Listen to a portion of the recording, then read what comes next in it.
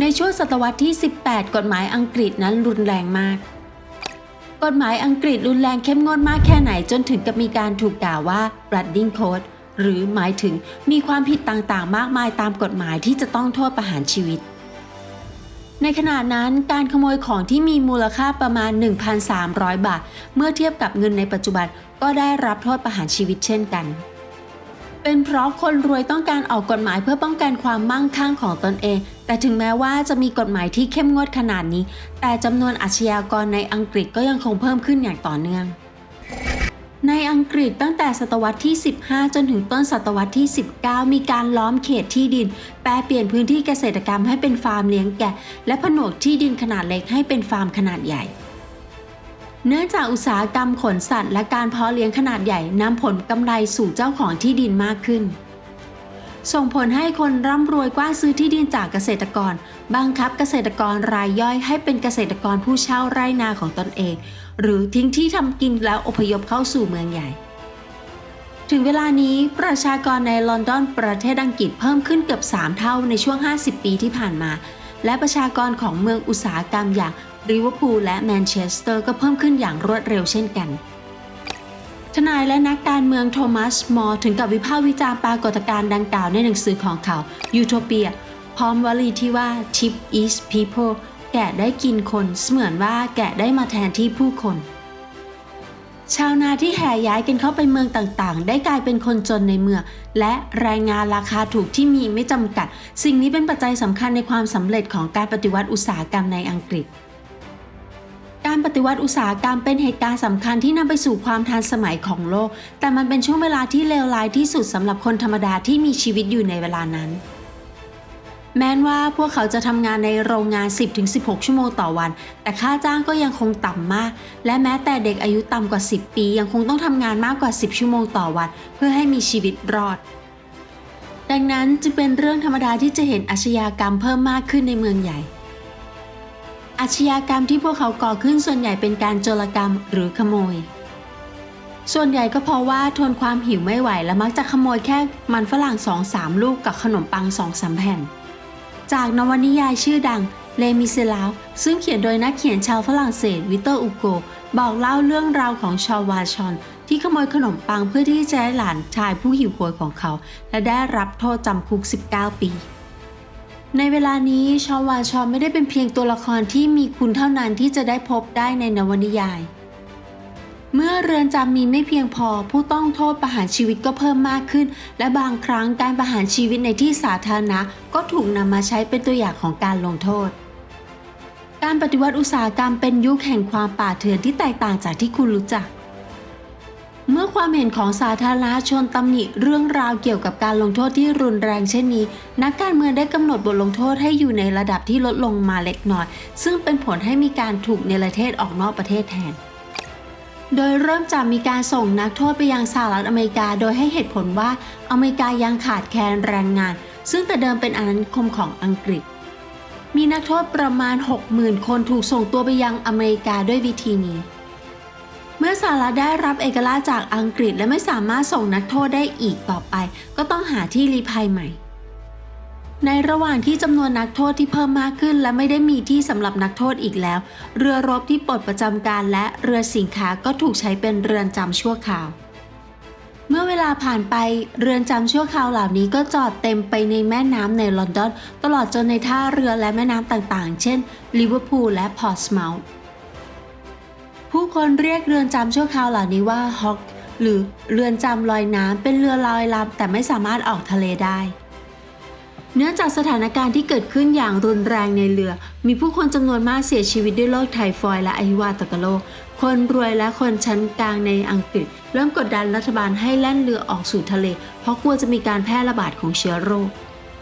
ดังนั้นรัฐบาลอังกฤษจึงตัดสินใจให้ออสเตรเลียในปัจจุบันเป็นสถานที่เนรเทศแทนสหรัฐอเมริกา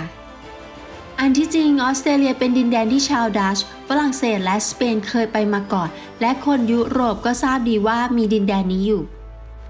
เป็นดินแดนที่ยังไม่ได้รับการสำรวจอย่างจริงจังมีสภาพแวดล้อมเป็นธรรมชาติอย่างแท้จริงและห่างไกลจากยุโรปจนไม่มีใครตั้งเป็นอาณานิคม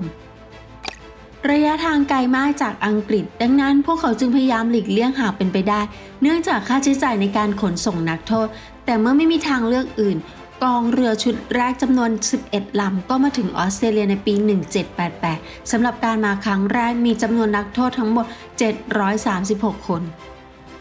นักโทษที่อายุน้อยที่สุดก็คือเด็กชายอายุ9 ขวบเขาถูกส่งตัวไปยังออสเตรเลียเพียงลำพังหลังจากการเดินทางอันยากลำบากมา8 เดือนในข้อหาขโมยเสื้อผ้าและคนที่อายุมากที่สุดคือคุณยายวัย82 ปีในข้อหาให้การเท็จแผนการของอังกฤษคือการทำให้นักโทษสามารถอยู่ได้ด้วยตัวเองโดยผ่านการทำฟาร์มแต่นักโทษส่วนใหญ่ไม่มีประสบการณ์ในการทำเกษตรกรรมและชีวิตของพวกเขาลำบากมากเพราะดินในออสเตรเลียแตกต่างจากในอังกฤษอย่างไรก็ตามผู้ที่ถูกส่งตัวมาก่อนคือผู้ที่โชคดีเพราะจากการขนส่งในครั้งแรกรัฐบาลส่งตัวนักโทษเองแต่การส่งตัวในครั้งที่2เพื่อลดต้นทุนบริษัทเอกชนได้รับความไว้วางใจให้เข้ามาทำการขนส่งนักโทษเมื่อบริษัทเอกชนเข้ามารับช่วงต่อสภาพในการขนส่งผู้ต้องหากลับยิ่งแย่ลงไปอีกบริษัทเอกชนใช้เรือทาสในการขนส่งทาสผิวสีในอดีตและนักโทษเหล่านี้ถูกล่ามโซ่และไม่เคลื่อนไหวเป็นเวลา8 เดือนและต้องไปออสเตรเลีย 40% ของนักโทษเสียชีวิตบนเรือก่อนที่จะไปถึงออสเตรเลียเมื่ออัตราการเสียชีวิตของนักโทษเพิ่มขึ้นในระหว่างการเดินทางรัฐบาลอังกฤษได้เปลี่ยนเงื่อนไขของสัญญาเพื่อจ่ายค่าธรรมเนียมตามสัดส่วนจำนวนของนักโทษที่รอดชีวิตซึ่งเพิ่มอัตราการรอดชีวิตเป็น 95%ด้วยวิธีนี้จำนวนนักโทษที่ส่งมาจากอังกฤษไปยังออสเตรเลียมีมากถึง 165,000 คนนั่นเป็นเหตุผลที่ว่าทำไมออสเตรเลียจึงถูกมักกล่าวขานว่าเป็นประเทศที่ก่อตั้งโดยอาชญากร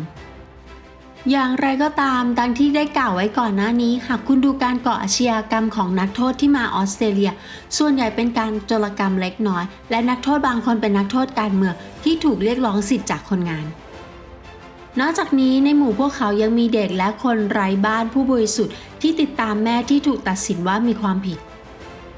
นักโทษที่ไปออสเตรเลียมักจะมีตั้งแต่จำคุก7 ถึง 14 ปีหรือจำคุกตลอดชีวิตพวกเขาส่วนใหญ่ทำงานเหมือนทาสในช่วงที่ถูกเนรเทศโดยถูกใช้เป็นแรงงานเพื่อก่อสร้างถนนและสะพานเหมืองแร่และฟาร์มของผู้ที่อพยพที่เป็นอิสระแล้ว